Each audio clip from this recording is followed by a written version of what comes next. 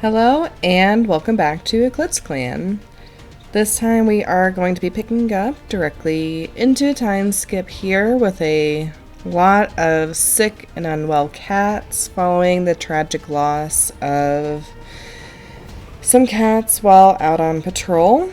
So we are going to just go ahead and jump right into that. We'll also probably be getting some new apprentices and promotions here soon. Okay, so it didn't really mention the loss of any cats during the time skip, so just to touch base here, we lost Lightstripe and Python Shade while on patrol, along with Moss Sun. So they will definitely be missed. And last time we also exiled the only survivor for his inability to make a difference there, and that was Boulderhawk here, who's missing the Rogue Clan. So we're going to go ahead and go back over to the time skip just to touch base on what's actually happened now. So Shortburn calls the clan to meeting and declares Midgepaw to be a warrior. They're now called Midge Acorn and are celebrated for their independence. Sky Meadow sits in the crowd, chest pat down in pride as they watch Gravelpaw be named Gravel Arch, and honored for their logic. They consider themselves lucky to have been able to train such an amazing young cat and look forward to seeing the warrior that they become. Down here in our health tab, EclipseClan does not have enough healthy medicine cats. Cats will be sick or hurt for longer and have a higher chance of dying. Shortburn's claw wound has healed, but the injury has left them scarred. I'm sure she's just fine with being scarred. Hocus Pocus scratches, and scratches, ever frustrated by their fleas. The constant scratching has begun to tear at their pelt, leaving raw patches of skin exposed. Oof. Hocus Pocus has always put a lot of the needs of the clan above his own, so I think this is just a physical manifestation of that happening now. Dustpaw managed to recover from their heat exhaustion, and Midgepaw, now Midge Acorn, got rid of their fleas. Barleypaw's heat exhaustion is also gone, but Sharpaw's gotten a stomachache. Tumblebrutus's claw wound is healed, but the injury left them scarred. Cougar Speckle squeezes the damp moss onto Havensight's forehead as they lie completely drained and panting. This is more than heat exhaustion. Havensight will need time to recover from heat stroke. And all of our catmint's gone bad. And that's about it there. But we've got a lot of sick and just generally unwell cats right now. So we're definitely going to go ahead and take a look at how everybody's doing. And we'll roll for our usual drama. I think we will have some extras to add in, so I'll probably have to do that in a bit here. Okay, so here's Shortburn. She's still showing as injured. She's sore and has been grief-stricken. I don't see any new scarring going on here. It's all mostly around her leg and tail there, so I'm wondering if that's just where it's still centered. Sky Meadow is stressed about organizing patrols. So Hocus Pocus is injured with a torn pelt and is sick with fleas, which are infectious. So hopefully he's able to get rid of his own fleas here shortly. He's focusing on organizing the herb stores right now. Havensight is sick with heat stroke. Even so, he's thinking about the clan and is wondering if he can get some catmint from the other clans since ours has gone bad. Frustrated is grieving as well. This is partially where we're encountering the problems, I think. It looks like of everybody she's grieving here. It was Moss Sun. Okay. So here's Tumblebrutus. She has quite the face scar. We'll just take a look at that in a bit more detail there. So it looks like Tumblebrutus helped defend Shortburn from Apricot Trot.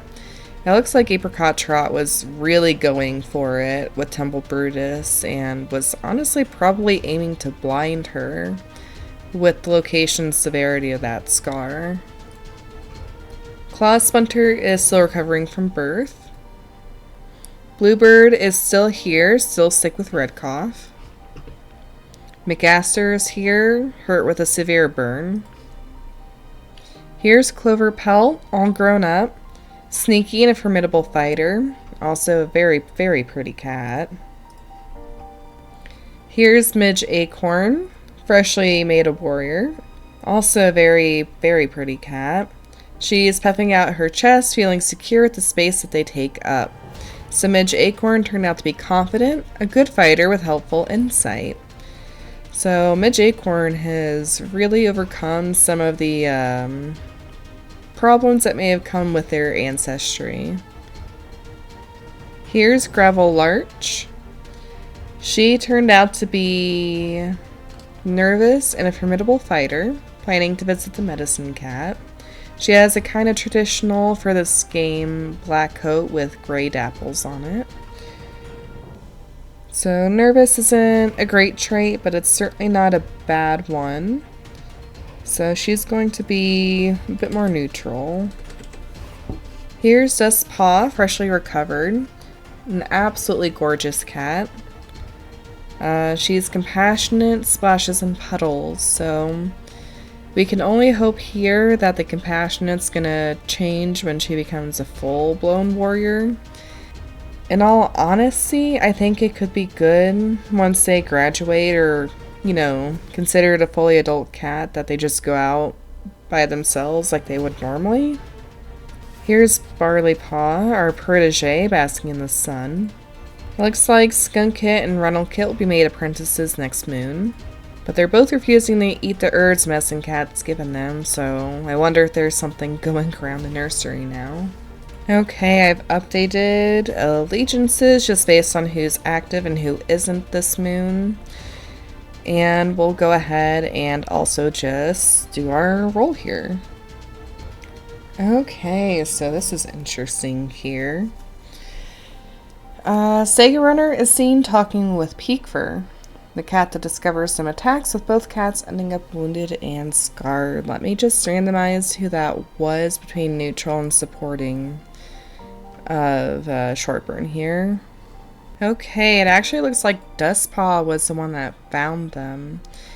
And seeing Sega Runner talking with Peakfur, she immediately launches herself at the older cat. Sega Runner was probably meeting Peakfur on the edge of the territory just to either commiserate with her fate or just complain about his own circumstances, being that he's a senior warrior, he's a senior cat. He's having trouble moving around, providing for himself, let alone the clan, in a meaningful way. When Dustpaw, sent out by herself, I'm sure, encounters them and immediately launches herself at the older Tom. Sega Runner, surprised but having masterful experience, immediately turns it on Dustpaw. And while Dustpaw has the benefit of youth and surprise, Sega Runner has bulk and experience, so both cats end up pretty injured while Peakfur escapes. So both cats end up hurt. They won't be able to patrol this moon. And let's see. When they get back to camp, both are torn and bleeding, and it turns into kind of a he said, she said about what Sega Runner was doing and what Dustpaw was doing. So while the truth is that Dustpaw was the one to find Sega Runner, discussing the circumstances with Peakfur, Sega Runner is effectively stating the opposite, that they encountered Dustpaw meeting up with Peakfur, their parent, outside of clan territory and launched themselves at her.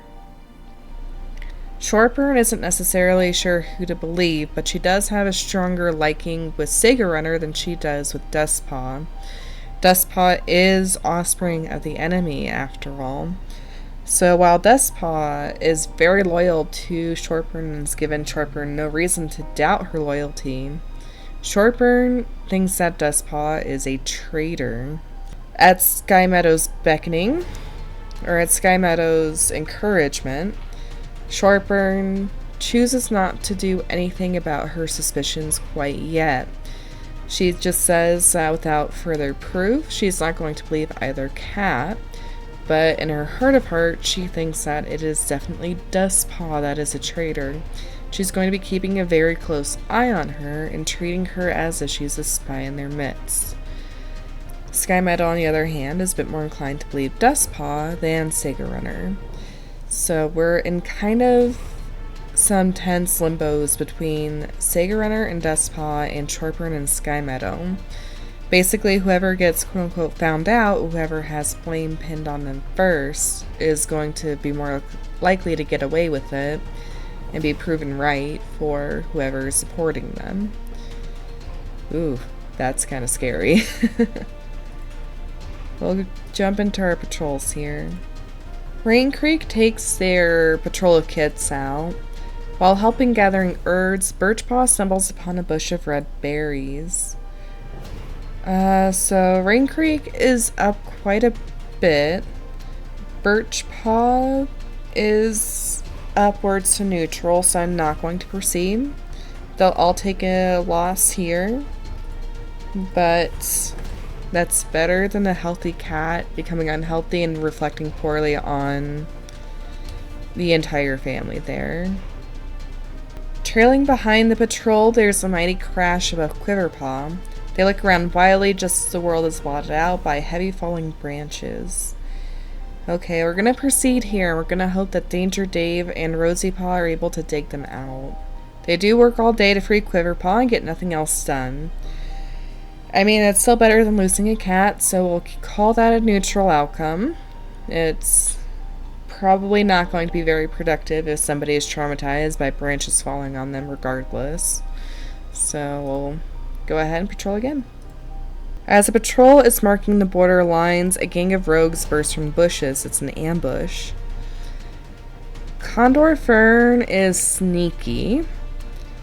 The rest of the cats are all very green, by which I mean that they are all very inexperienced. They are all basically fresh warriors except for Condor Fern, who's not exactly the most experienced herself. Knowing what happened to Boulder Hawk, I think Condor Fern is going to immediately call for a retreat and then take the same patrol of cats out, basically swear them to secrecy, and try and cover up any, evidence that these rogues were ever here. The patrol turns tail and races away, the border is left open for the rogues to muddy.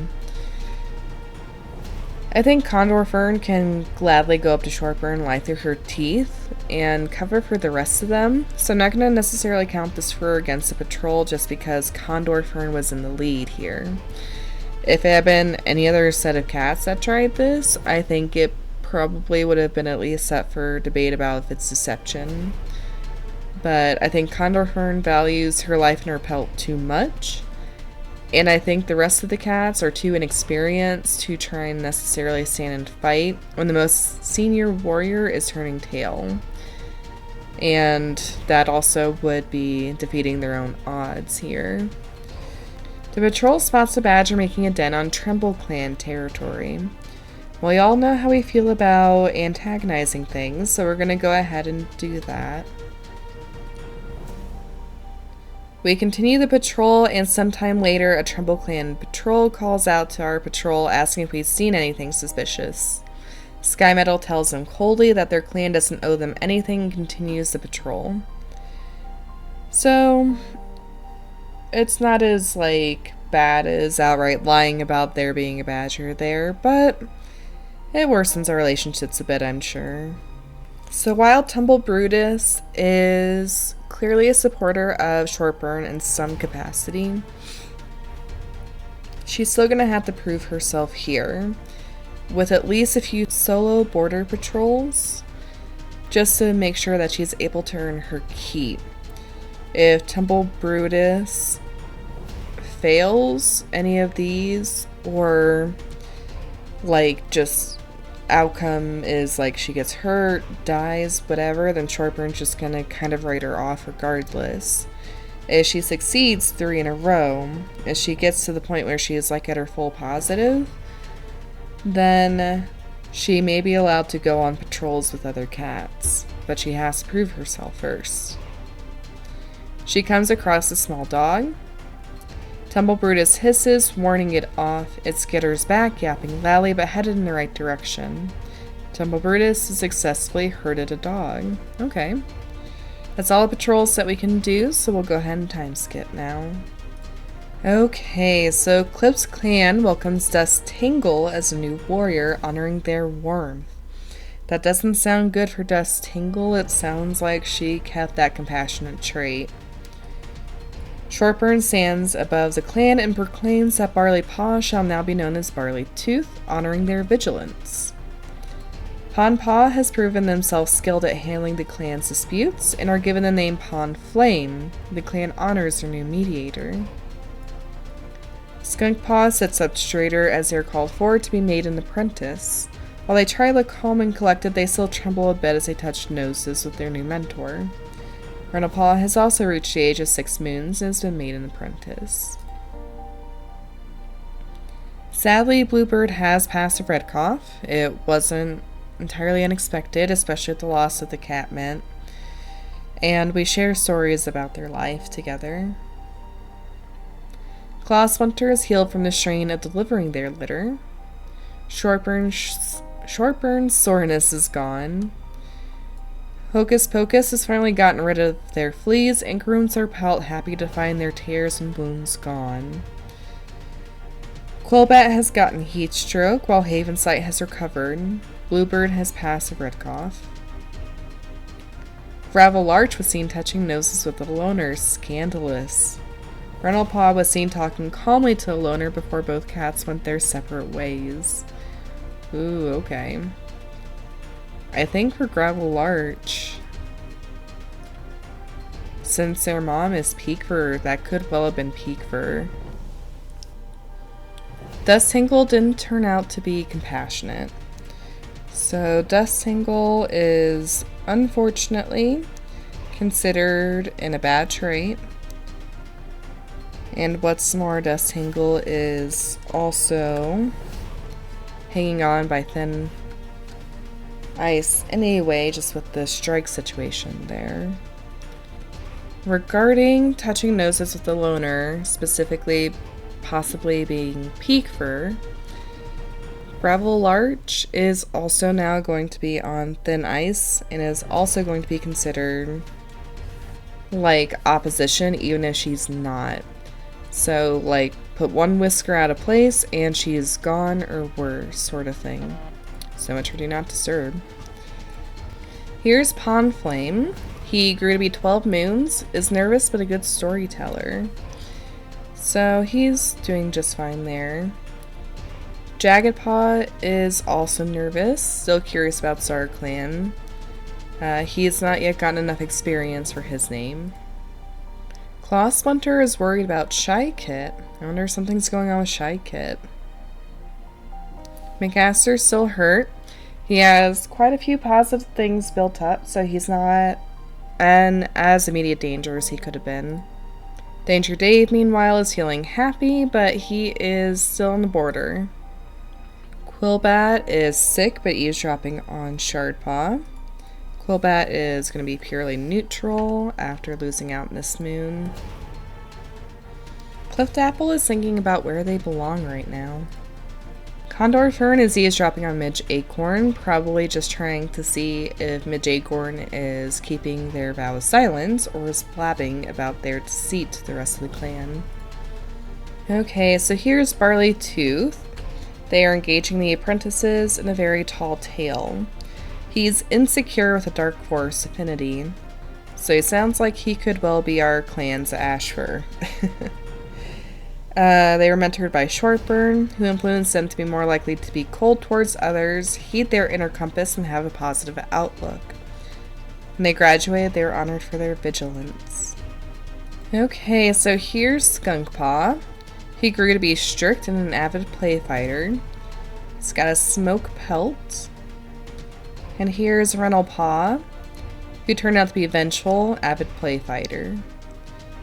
So I think keeping Condor Fern is good for mentor. Yeah, their parent passed, so let's see here. For a strict cat, I think let's make a strict mentor. I think Shortburn is going to be mostly giving the orphan kits to herself and her family, those that she trusts anyway, to, you know, teach them right. Caterpillar Kit is playing with a stick. Mink Kit memorized the code ages ago. Freeze Kit is grateful to Haven Site for their treatment. And Shy Kit is wondering what it would be like to be in a different clan. Shy Kit isn't necessarily, like, physically unhealthy or anything. I think that they could be wondered after if they are, you know, possibly harboring mutinous thoughts. It's not exactly good if one of the adopted kids of the leader is kind of opposing their set of ways. Okay, so Shortburn orders Condor Fern to scar Dustingle to remind them of their place in the clan. Condor Fern succeeds in doing so, but Shortburn is still dissatisfied with the message. So Dustingle is going to be prohibited from going on patrol again to tend to her wounds. And meanwhile, Shortburn is also going to view that unfavorably as she's being lazy and taking time off. For our sake, we can say that Condor Fern, being a kind of sneaky cat that she is, scarred Dustingle's other flank. Just kind of like snuck up behind Dustingle, clawed her viciously. Dustingle probably turned around and was like, "Why did you do that?" And Condor Fern probably just hissed a very threatening message into Dustingle's ear, who is left flabbergasted to go to the medicine cat den. She knows that she's been loyal, but everybody's treating her as if she's an outsider. And I guess while she's there, she's keeping the injured cats company. Sky Meadow takes Condor Fern and their 2 apprentices out on training patrol. Everybody starts to pick a fight, though. Sky Meadow has no time for it and pulls patrol to a halt to remind them that they have a job to do, and quarreling like kittens will not be tolerated. Everybody returns to work with their newfound vigor. Ring Creek turns out to be a bad influence on their kits, and everybody lazes about, snapping at each other irritably. Ring Creek is putting their own kits down into the negatives when they know well and good the outcome. The patrol spots a badger making a den on Butterfly Clan, so we're gonna antagonize them. A Butterfly Clan patrol approaches and asks if they have seen anything odd. At the same time that Claw Splinter says no, Gravel Arch tells the Butterfly Clan cats about the huge badger they saw. The Butterfly Clan patrol thank Gravel Arch for their honesty, looking angrily at Claw Splinter at the same time. Ooh, Gravel Arch. That's gonna get reported back, and Gravel Arch is gonna get a strike for that. Everybody else is going to go up a peg, though. That leaves Gravel Arch down to -2 strikes, so one more whisker out of place and she's absolutely done. No ifs, ands, or buts about it. Luckily for Cliffdapple, that wasn't them, otherwise they would have been out of the clan. Everybody here runs off an angry cat. Okay, so Tumble Brutus is heading out by themselves, wanting to make a quick check on the border. Tumble Brutus is having trouble focusing and puts a mark in the wrong place at the worst possible moment because the Butterfly Clan patrol sees him doing it. They come back to camp scratched up and immediately apologize for the diplomatic incident they've inadvertently caused. Tumble Brutus got a mangled leg, and relationships have worsened with Butterfly Clan. I think we'll go ahead and leave that off here. It's been an interesting one, to say the least. We have quite a few kits of peak fur that are really treading thin ice now between Gravel Arch and Dust Tangle. And Shortburn is kind of keeping a little bit more of a lid on her temper immediately, for reasons that isn't really clear to any cat. Maybe it's because her leg is bothering her. Maybe there's some other motive that she's got. But for right now, she's keeping her friends close and her enemies closer, it seems. So we'll go ahead and leave it off here, and we'll see what's in store for next time. So until then, stay safe and happy. I will see you then, and bye.